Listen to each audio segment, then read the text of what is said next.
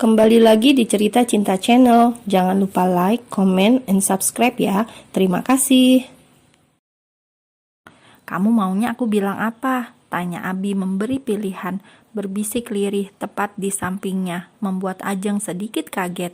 Pria itu baru saja mandi, hanya memakai handuk sebatas pinggang saja. Ajeng tidak menjawab. Ia sendiri tidak tahu Abi mau bilang apa. Teman, kenalan, atasan kerja, atau bahkan orang yang berjasa mengandung anaknya. Sungguh, Ajeng dibuat was-was juga respon Hanan kalau mempertanyakan pria itu nanti. Apa yang kamu pikirkan? Masih pagi udah bengong. Tolong ambilin pakaian aku, Ajeng. Titah pria itu layaknya suami istri pada umumnya. Ajeng pun menurut, anggap saja hubungan timbal balik. Perempuan itu mendekati lemari lalu mengambil kemeja dan celana bahan milik pria itu yang tersusun rapih bersebelahan dengan pakaian Ajeng. Ajeng tidak bersuara setelah mengambil dari lemari, menaruhnya di atas ranjang, lalu keluar kamar memberi ruang untuk Abi berganti pakaian. Ajeng, jangan kemana-mana ya, bisa jadi nanti dan besok aku tidak kesini, ujar Abi menginterupsi. Jawab Ajeng tak ambil pusing. Keduanya tengah di meja makan sarapan bersama. Ajeng membuat sarapan untuk dirinya sendiri dan juga pria itu. Sebenarnya Abi ingin menegur perihal semalam yang tidur begitu rusuh. Namun salah-salah membuat mood Bumil kali ini bertambah merengut, membuat pria itu mengurungkan niatnya. Kenapa wajahmu tak enak dilihat gitu? Gak suka ya kalau aku gak pulang ke sini? Seloroh pria itu tumben-tumbenan menggoda. Biasa aja, udah biasa juga hidup sendiri, jawab Ajeng benar adanya, beranjak mengisi air di konter dapur. Biasa kok cemberut, kayak gak ikhlas aja. Senyum dong, biar auranya beda. Berangkat sana, kesiangan, tegur Ajeng, tak ingin banyak mengobrol dengannya. Aku berangkat dulu ya, baik-baik di sini sayang. Papa berangkat kerja dulu ya, kalau kangen boleh telepon kok, kata pria itu sembari mengelus perut istrinya yang sudah membuncit, mencium perut itu, lalu mendongak dengan senyuman. Ajeng sengaja menghadap ke samping, menghindari bertemu pandang yang bisa membuatnya baper seharian. Sepeninggal suaminya berangkat, Ajeng melakukan panggilan singkat dengan adiknya, memberikan semangat dan doa untuk hari ini.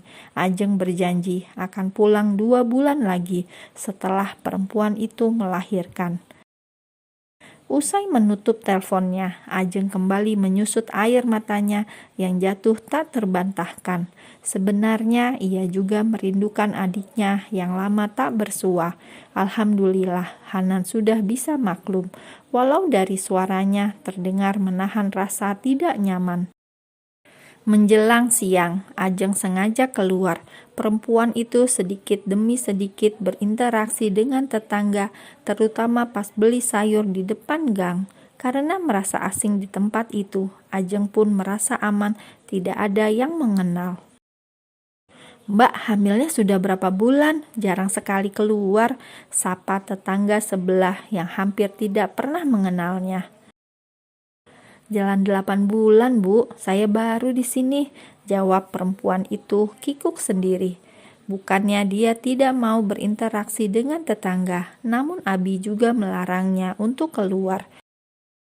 Terlebih, Ajeng juga tidak ingin banyak orang tahu kalau dirinya tengah hamil. Biarlah orang-orang yang mengenalnya taunya masih Ajeng yang lajang. Perempuan itu hanya keluar pas ke mall belanja bulanan, sama check up ke dokter kandungan. Selebihnya di rumah aja, sibuk dengan dunianya sendiri, berkarya dalam cerita.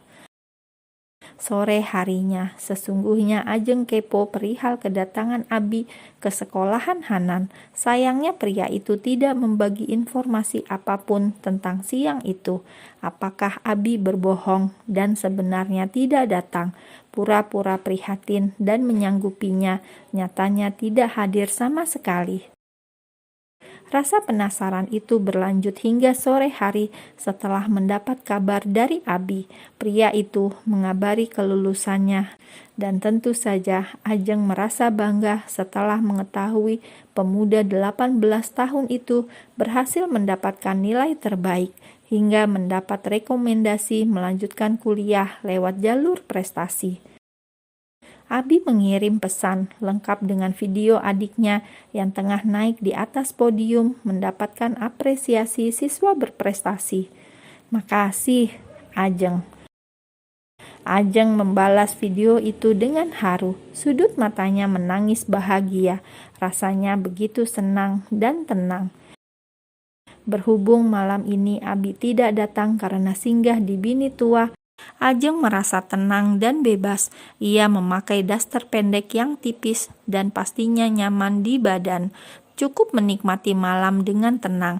Tidur pun tidak harus merasa canggung dan bisa sesuka hati. Sungguh nikmat yang perlu disyukuri. Ekspektasi tak sesuai realita karena pada malam harinya Abi kembali datang tanpa mengabari. Pria itu kembali pulang ke rumah istri muda karena Vivi tengah ada acara liburan bersama teman-temannya keluar kota. Begitulah waktu Vivi mengabarkan dan pamit ke kantor. Abi terperangah dan hampir tidak percaya istrinya berpenampilan seseksi itu. Apakah Ajeng sengaja menggodanya? Kenapa malah pakai pakaian minim dan terbuka seperti itu? Abi bingung sendiri, berjalan mendekati ranjang, lalu menyelimuti tubuh istrinya yang benar-benar menggoda iman. Pria itu mengamati wajah Ajeng cukup lama, lekat dan hampir tak bisa menguasai diri. Karena merasa gerah sedang Vivi juga sedang tidak di rumah, pria itu pun akhirnya mandi tengah malam. Setelahnya kembali menelan salivanya begitu usai dari kamar mandi, mendapati Ajeng yang telah membuang selimutnya kembali. "Jangan dibuang, kamu bisa masuk angin kalau cara berpakaian kamu begini," gerutu Abi ngomel sendiri sambil membenahi selimut itu kembali. Ajeng yang merasa tidak nyaman sampai terjaga, merasakan kehangatan tubuhnya yang kurang nyaman. "Mas, kok kamu di sini? Bukannya pulang ke rumah Mbak Vivi?" tanya Ajeng terkesiap mendapati pria itu sudah di ranjangnya dengan pakaian tanpa baju. "Kenapa? Di sini juga halal bagi aku kan?" jawab pria itu menatapnya kuat. Menyadari tatapan Abi dan juga penampilan dirinya yang cukup terbuka membuat Ajeng cepat tersadar. Perempuan itu langsung bangkit dari ranjang hendak beranjak, namun Abi lebih dulu menahan lengannya. "Mau kemana, Jeng? Bukankah ini yang kamu mau? Kamu berhasil menggodaku," ucap pria itu membuat Ajeng jelas takut dan sakit rasanya. Bahkan dirinya mati-matian menjaganya agar tidak bermain perasaan, apalagi melampaui batas. Pria itu seenak hati menuduh menggodanya hanya karena pakaiannya yang cukup tipis. Seandainya Abi tahu hamil tua sungguh tidak nyaman, mungkin pria itu akan maklum. Sayangnya, kata yang terlanjur keluar selalu tanpa filter. Membuat seonggok daging bernama hati itu merasa kebal, sedikit nyeri yang tak ingin dirasa, walau tetap menyisakan segelumit luka. "Kamu salah paham, Mas. Aku kayak gini karena gerah. Hamil besar membuatku gampang gerah," jawab Ajeng bangkit dari ranjang, menghindari tatapan Abi yang menyorotnya lekat. "Oh ya, bagaimana kalau aku tidak percaya dengan apa yang kamu ucapkan?" tanya pria itu terus mendekat, membuat Ajeng mundur teratur dengan bingung. "Kamu boleh bertanya pada dokter atau ibumu yang pernah merasakannya. Aku tidak pernah berniat mengingkari perjanjian yang bahkan hampir berakhir. Tolong hargai yang sudah berjalan," jawab Ajeng mencoba tenang. Abi seharusnya paham apa menariknya wanita hamil, toh di rumah ada istrinya yang siap sedia dan mencintainya. "Iya, aku tahu dan juga tidak lupa. Tapi, apa kamu lupa kalau aku ini suami kamu yang punya hak atas tubuhmu?" ujar Abi, tak ambil pusing. "Kita beda. tertolak Ajeng dengan tubuh sedikit bergetar. Perempuan itu menghindar saat pria itu berusaha menciumnya, membuat Abi jelas merasa tertolak dan sedikit kesal. Sebaiknya Mas Abi pulang, Mbak Vivi lebih berhak untuk ini semua. Dia juga pasti sudah menunggumu, aku tidak ingin membuatnya salah paham. Dia berhak dan kamu juga, jawab Abi tanpa ragu. Abi sadar betul dengan ucapannya, entah setan apa yang merasukinya, hingga pria itu menatap Ajeng dengan perspektif yang berbeda. Apakah pria itu sudah jatuh cinta dengan ibu dari anaknya, atau hanya merasa kesepian saja? Ajeng jelas tidak mau, selain karena tidak ada cinta dalam hatinya pada pria itu. Ajeng seperti mengkhianati Denis yang jelas sudah berkorban banyak dan mau menunggu. Walaupun secara agama hubungan mereka sah, tetapi tetap saja bersengketa rasa. Maaf Mas, jangan kamu nodai perjanjian ini. Aku menghargaimu dan begitupun engkau. Tolong, akan ada banyak hati yang terluka hanya karena satu keegoisan kita, tutur Ajeng tak ingin menutup mata. Apa maksudmu? Pria itu kah? Tebak Abi dengan rahang mengeras, menahan diri dan menekan sabar hanya untuk menghargai keputusan sepihak perempuan yang bergelar istrinya. Bukan, tapi istrimu. Dia seorang perempuan, sama halnya denganku. Tidak ada satu orang pun yang mau berbagi, apalagi urusan ranjang, ujar Ajeng cukup jelas dan gamblang. Kalau pada akhirnya kamu tidak juga mengizinkan aku menyentuhmu, kenapa dulu kamu meminta dinikahi? Bukankah itu menghalalkan hubungan kita, memperbolehkan tubuh kita menyatu? Tanya Abi tak habis pikir, bagaimana ada seorang perempuan yang semunafik Ajeng. Bukankah kamu menginginkan anak yang secara utuh bisa dimiliki dirimu? Bagaimana kalau kita tidak menikah? Walaupun kamu bapak biologisnya, nasab anak ini hanya mengikuti dan kamu tidak mempunyai hak apapun dalam pandangan agamaku. Selain itu juga dilarang. Paham kan sekarang? Tekan Ajeng memberanikan diri.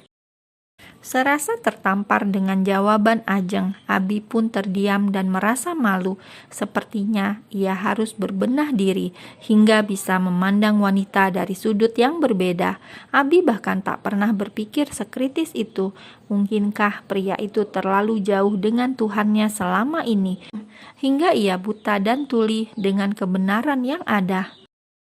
Maaf, beristirahatlah. Aku pulang ke sini karena Vivi tidak di rumah. Kamu keberatan? Tanya pria itu, melembutkan suaranya. Ajeng menggeleng. Enggak Mas, ini rumahmu. Kita juga boleh satu atap.